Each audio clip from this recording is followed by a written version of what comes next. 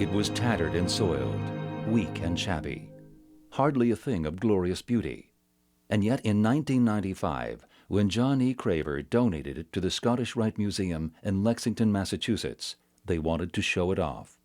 The old flag's 15 stars tell us that it probably was stitched together in the same period as the most famous of all American flags.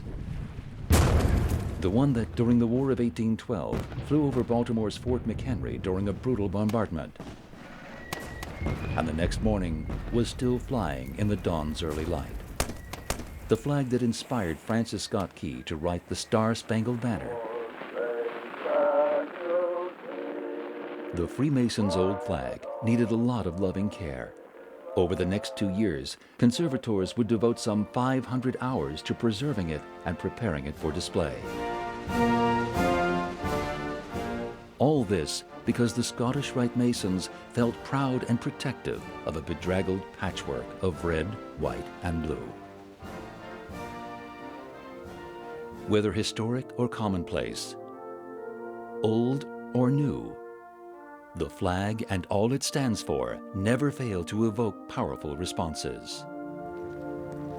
We parade it, we sing to it, we raise it in the morning, take it down at night. When we display the flag, what are we saying?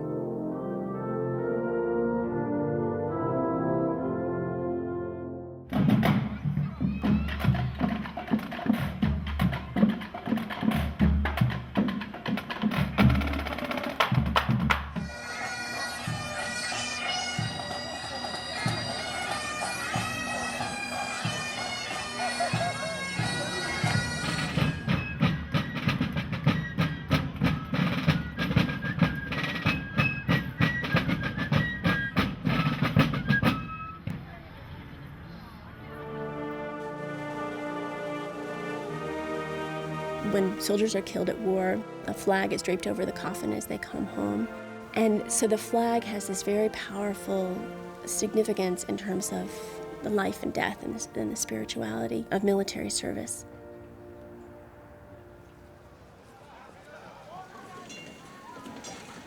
By the late 19th century, American businessmen were finding other uses for the flag.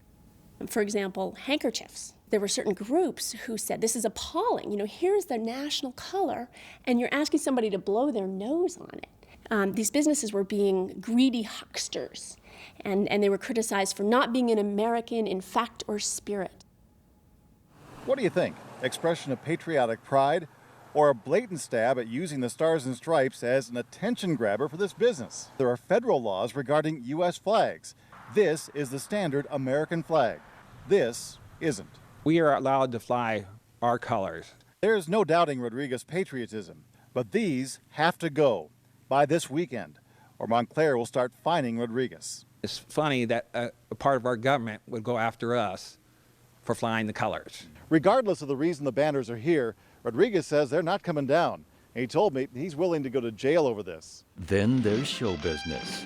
One of the most audacious, some would say shameless, of showbiz flag wavers was song and dance man George M. Cohan. The 1942 Warner Brothers biopic hyped Cohan's flag waving as only Hollywood could.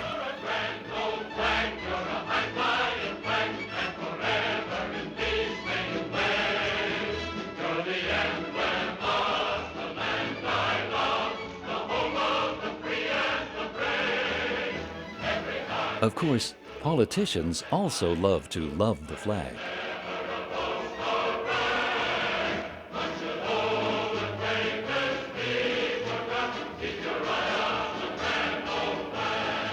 Early in World War II, when American troops were suffering defeat after defeat in Europe and the Pacific, a magazine executive got the idea to raise morale with a show of national solidarity. He called his campaign, "United We Stand." But with all the exposure of the flag, how do we make sure it isn't harmed? Or do we? Detail, eyes right.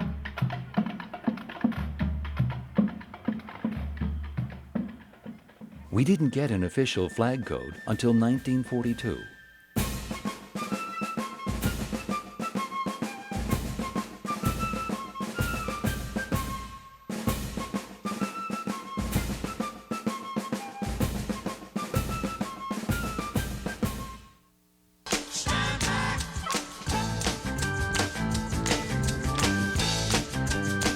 What about very provocative, even destructive displays of the flag?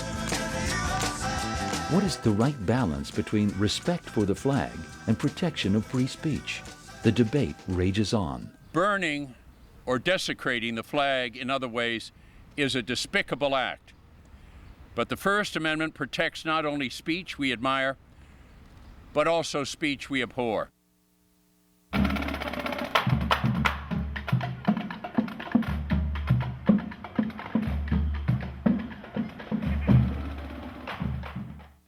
Why do certain photographs of the flag stick in our memories?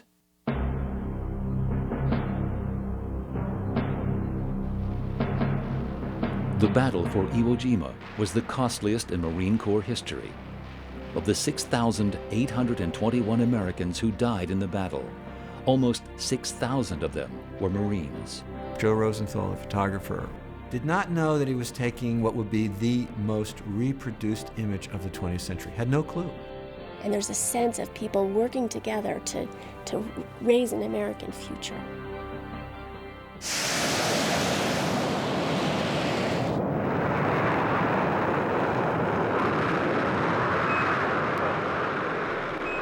This was an iconic moment in American history.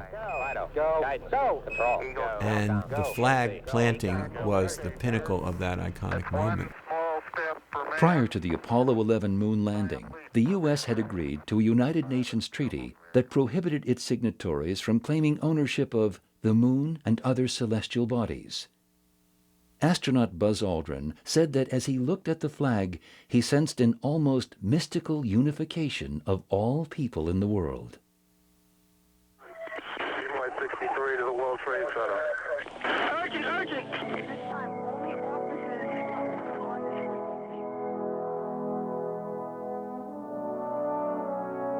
The flag in the famous Ground Zero photo is not only a national icon, it's also a national mystery.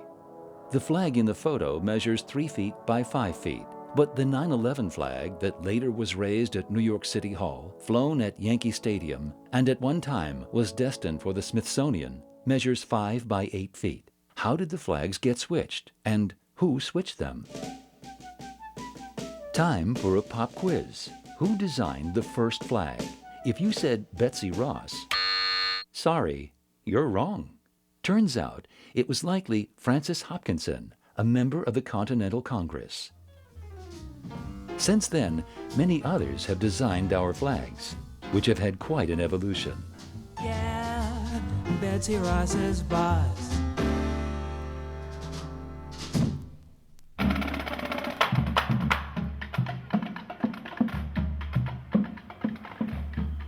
The flag has made appearances in works by hundreds, if not thousands, of artists.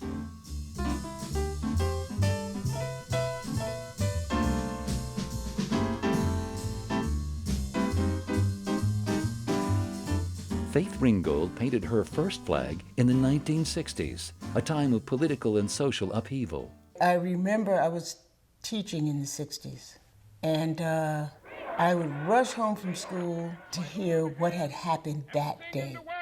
Actually, I was inspired.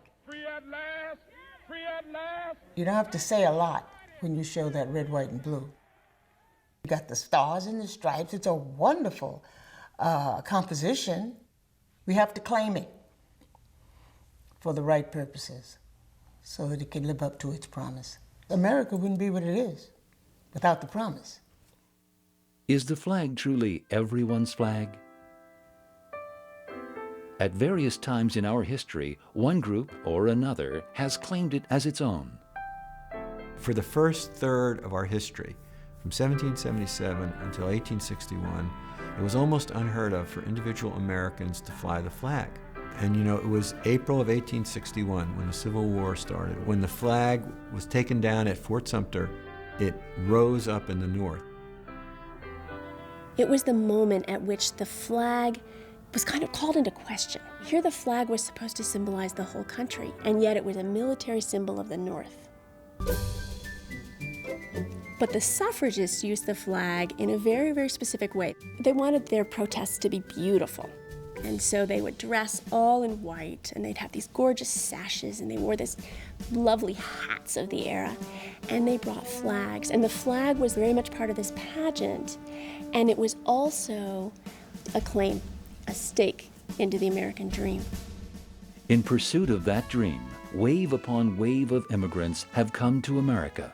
When, as new citizens, they pledge allegiance to the flag, they are voicing its symbolic promise of fraternity and equality. Some immigrants have adopted the American flag as a very particular, very personal symbol. This is the flag of freedom to me.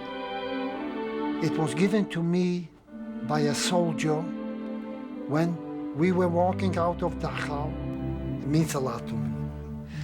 It is a piece of cloth, but it is freedom.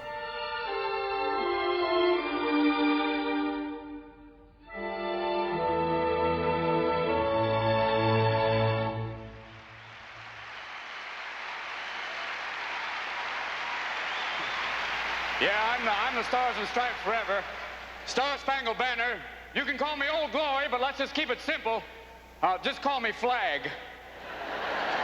Oh, say, can you see? Okay. A little flag humor. Yeah, you see, you can't recognize me because I'm in my birthday suit, yes. I'm wearing the original 13 here. Yeah. I remember Miss Betsy sitting there going, Oh, this could be the start of something big. Whoa. I was born June 14th, 1777. That makes me a Gemini. You know, people say, Flag, how do you stay so young? Is it jogging? No. Is it tennis? No. It's waving.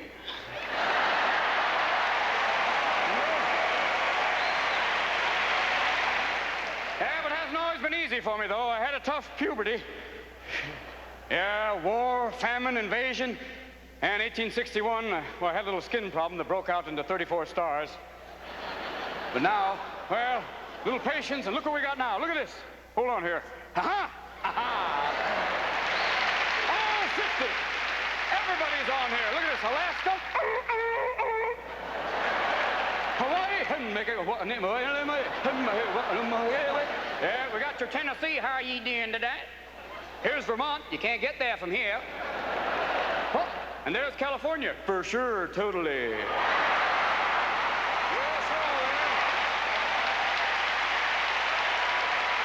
like I said before, you know, I had a tough time for a while. I've been in a lot of wars. They fired missiles and muskets at me, but you know, come the dawn's early light, I'm still there. You know what I'm talking about? But people haven't always been respectful to me. Sometimes it's been tough. There have been some people try and spit on me, trample me, burn me. Foreigners and occasionally some Americans too, but I don't let it get me down because I'm not a stay-at-home kind of flag. You know, I've been to Europe. I've been to both North and South Pole. I was at Iwo Jima. Recently, I've even been to the moon. One small step for man, one giant step for mankind.